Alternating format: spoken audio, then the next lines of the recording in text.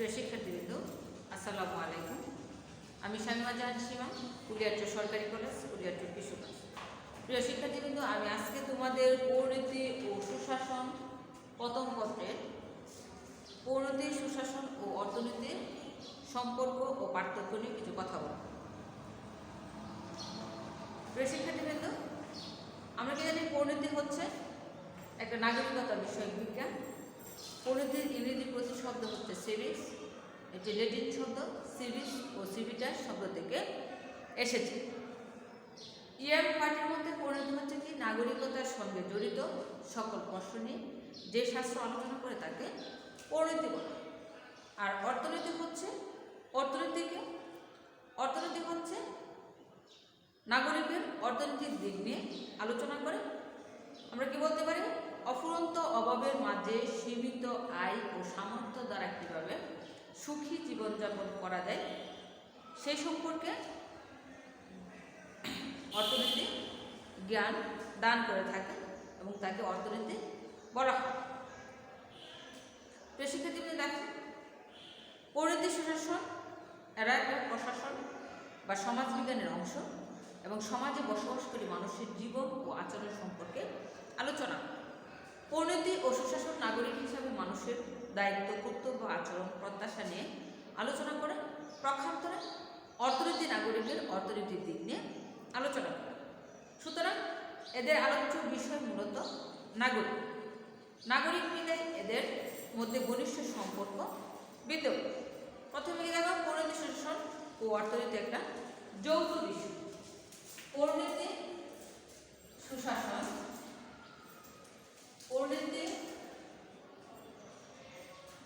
সুশাসন ও অর্থনীতি একটি কি যৌথ বিষয়। পরিণতি ও সুশাসন মানুষকে নাগরিক অধিকার, কর্তব্য এবং রাজনৈতিক সাংস্কৃতিক সম্বন্ধে জ্ঞান লাভ করে সুনাগরিক হিসাবে গড়ে তুলতে সাহায্য করে। কিন্তু একজন মানুষ শুধু পরিণতি জ্ঞান লাভ করে পরিপূর্ণ হতে পারে না, তাকে অর্থনৈতিক জ্ঞানও অর্জন করতে হবে। যেমন অফুরন্ত অভাবের মাঝে সীমিত আয় ও সামর্থ্য দ্বারা কীভাবে সুখী জীবনযাপন করা যায় সেই জ্ঞান না থাকলে নাগরিক জীবন হয়ে ওঠে দুর্বিষহ। নাগরিকের জীবন ও জীবিকার সুবন্দোবস্ত করে। সুতরাং পরিণতি সুশাসন ও অর্থনীতি দ্বারা সম্মিলিতভাবে নাগরিকের পরিপূর্ণ জীবন গঠনে সাহায্য করে। পরে দেখো, পরিণতি সুশাসন শুধু ঘনিষ্ঠভাবে সম্পর্কযুক্ত নয়, এরা পরস্পর নির্ভরশীল। পরিণতি সুশাসন এরা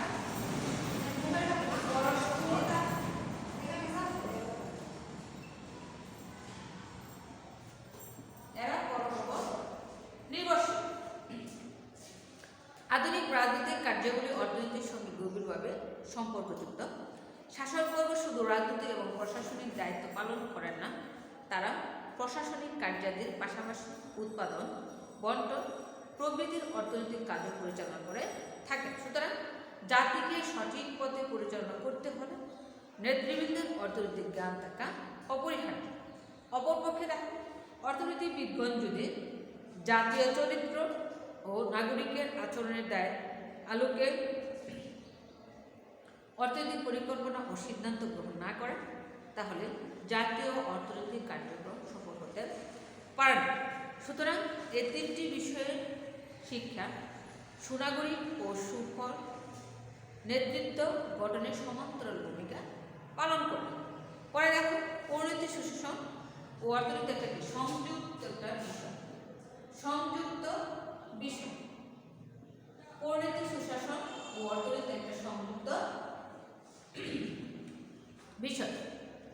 যেমন বর্তমান রাষ্ট্রগুলো কি জনকল্যাণ, নাগরিকের সর্বাধিক কল্যাণ সাধন করার লক্ষ্যে গণতান্ত্রিক ও সমাজতান্ত্রিক রাষ্ট্রগুলো রাষ্ট্র পরিচালনার কর্মসূচি গ্রহণ করে। যেমন সমবায় আন্দোলন, জনসংস্থা, মজুরি, খাজনা, মুদ্রা, আমদানি রপ্তানি, বাজার প্রভৃতি অর্থনৈতিক কাজগুলো বর্তমানে রাষ্ট্র কর্তৃক পরিচালিত হচ্ছে। তাছাড়া দেখো, পরিকল্পনা ব্যবসা বাণিজ্য, শিল্প কারখানা ও বৈদেশিক বাণিজ্যের ক্ষেত্রে সরকার মুখ্য ভূমিকা পালন করে। সকল দেশের প্রচলিত আইনের এক বিরাট অংশ নাগরিকের কৃষি, শিল্প বাণিজ্য, সম্পত্তি, দলিল, চুক্তি ইত্যাদি অর্থনৈতিক কার্যগুলিকে কেন্দ্র করে গড়ে উঠেছে। এসব দিক হতে পরিণতি, সুশাসন ও অর্থনীতি একটা সংযুক্ত, পরস্পর সংযুক্ত একটা বিষয়। পরে দেখো, পরিণতি, সুশাসন ও অর্থনীতি পরস্পর পরিপূরক। পরিণতি, সুশাসন, অর্থনীতি পরস্পর পরিপূরক, এটা পরস্পর পরিপূরক। পরিণতি, সুশাসন, অর্থনীতি পরস্পর পরিপূরক একটা বিষয়। যেমন এ সম্পর্কে আর.এম. ম্যাকএভার ওয়েব অফ গভর্নমেন্ট নামক গ্রন্থে উল্লেখ করেছেন যে সকল শাসন পদ্ধতি তার অনুরূপ সম্পত্তি ব্যবস্থার পরিগ্রহ করে একটিকে পরিবর্তন করলে অপরটিও পরিবর্তন হয়। ম্যাকএভারের উক্তি এ কথায় প্রমাণ করে যে নাগরিকের রাজনৈতিক ও অর্থনৈতিক জীবন একে অপরের পরিপূরক। তবে কি পরিণতি, সুশাসন ও অর্থনীতি নিবিড় সম্পর্ক হলো এদের আলোচ্য বিষয় আলাদা। কারণ পরিণতি, সুশাসন নাগরিকের অধিকার, কর্তব্য ও প্রত্যাশা নিয়ে আলোচনা করে, আর অর্থনীতি মানুষের আয়, ব্যয়, চাহিদা ইত্যাদি নিয়ে আলোচনা করে। তবে বস্তুগত দিক থেকে এদের লক্ষ্য কি? সুখী, সমৃদ্ধশালী ও সচেতন নাগরিক প্রতিষ্ঠা করা। এটা হচ্ছে তোমার সম্পর্ক। পার্থক্য দেখো, বিষয়বস্তুগত দিক থেকে অভিন্ন লক্ষ্য হিসাবে পরিণতি ও সুশাসন অর্থনীতির এক অভিন্ন লক্ষ্য। আরেকটা বিষয় হচ্ছে দেখো, যেমন অভিন্ন লক্ষ্য।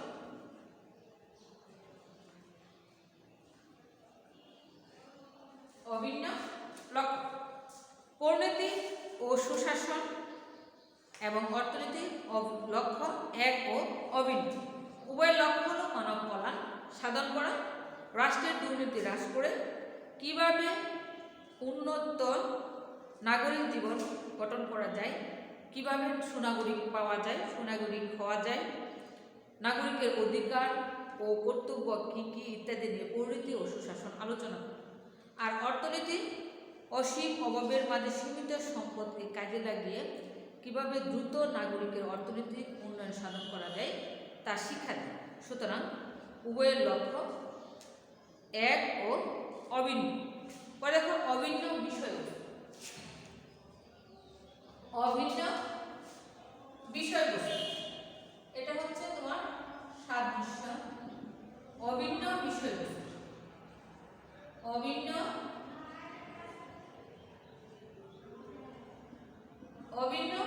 বিষয়বস্তু। পরিণতি ও সুশাসন এবং অর্থনীতির মধ্যে কতগুলো অভিন্ন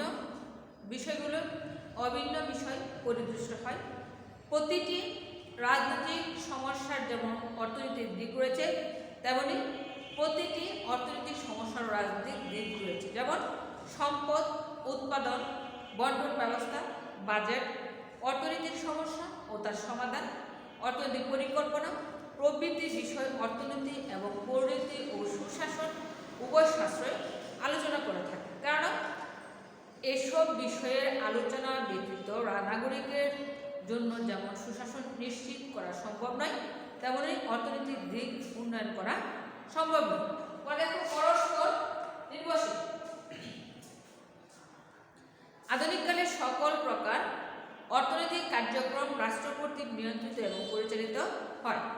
এই কারণে রাজনীতিবিদদের যেমন অর্থনৈতিক জ্ঞান থাকা প্রয়োজন, তেমনি অর্থনীতিবিদদেরও রাজনৈতিক জ্ঞান থাকা অর্জন করতে হয়। কেননা রাজনৈতিক দিকে লক্ষ্য রেখে অর্থনৈতিক পরিকল্পনা গ্রহণ করে একে উপর অন্যের পরে দেখো একের উপর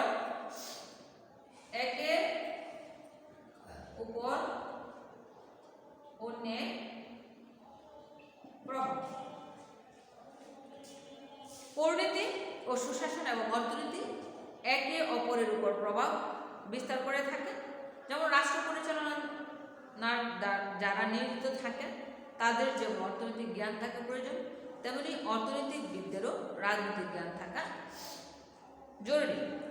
পরে দেখো বৈসাদৃশ্য। বৈসাদৃশ্যগুলো কি কি? যেমন বিষয়বস্তুগত,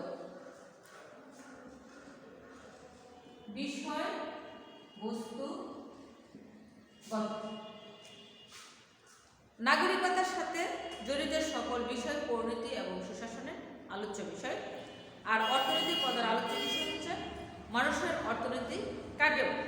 তাই পরিণতি এবং সুশাসনের সাথে অর্থনীতির নিবিড় সম্পর্ক থাকলেও আলোচ্য বিষয়ের ক্ষেত্রে পার্থক্য পরিলক্ষিত হয়। পরে দেখো গুরুত্বের ক্ষেত্রে। গুরুত্বের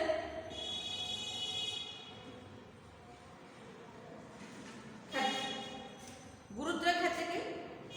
অর্থনীতি সমগ্র অর্থনৈতিক ব্যবস্থার উপর গুরুত্ব আরোপ করে।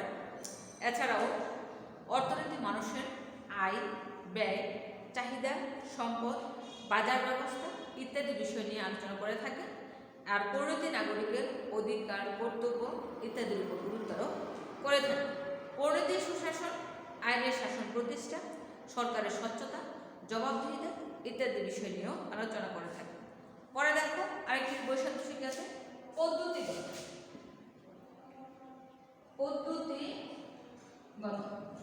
পদ্ধতিগত দিক থেকেও অর্থনীতি পরিণতি ও সুশাসন অনুশীলন পদ্ধতির ঐতিহাসিক ও তুলনামূলক, কিন্তু অর্থনীতির অনুশীলন পদ্ধতি গাণিতিক।